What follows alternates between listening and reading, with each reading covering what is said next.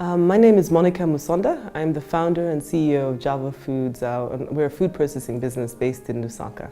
So I'm in manufacturing, and I must say it's been a long and lonely road for me being a woman in particular. So I've had a lot of negative experiences actually, and now more so a little bit more positive. So I'm going to speak first about the negative experiences. I think people assume first of all when you go to meetings that you're not the owner of the business, that perhaps you're there to support your male counterparts. So a number of times people are speaking to my juniors as if they're the ones who can make the decisions. Or often when you're in meetings and you're the only woman, people say, oh, but Monica, you can take the notes. And you're like, but why me? And why don't you take the notes? And I think I really do find that quite, the word is irritating, particularly now that people see you more and know that you run the business. So listen, I think that when you say, is there less bias? I think we are more aware of bias now. And I think it'll become less hopefully as you have critical mass. And I think it's very important. I think the reality is that we are educating our girl child much more now, and that we must be aware that we're having many more girls come through in employment, but we must not make sure they go through the pipeline.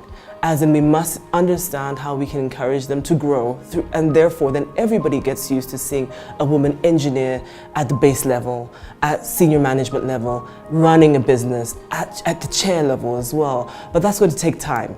And you will continue to see biases because you know this is a process, it's not going to happen overnight. I do think and I do advocate in some cases that you do need affirmative action, as in you do need to actually push people to go the right way. Things don't change, that quickly if you don't give it a push. So I think there's a lot we can do as a country, as individuals as well, as business owners. And I think as a country, I think we're already seeing ourselves on a policy level advocating much more about gender diversity, actually saying to certain corporate boards that where is your gender balance, etc. But also to make sure it doesn't become as it's just for show. That you really are picking women who are adding value to your boards or to your businesses. And I think that's also a process, it's not just Zambia.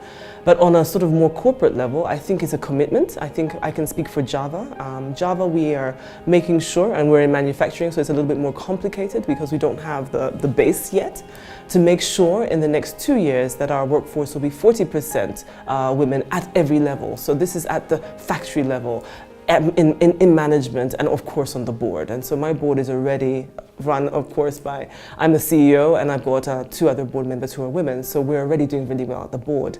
Overall, I would think people, organizations like the LUSE, that's the Lusaka Stock Exchange, should also be putting a soft sort of persuasion to say, we'll be giving an award for the most diverse board, or a company that's doing much more on gender diversity and gender equality as well. I think those are ways to do it, or even the Bank of Zambia as a regulator to say, please talk about gender in your annual reporting or your quarterly reporting.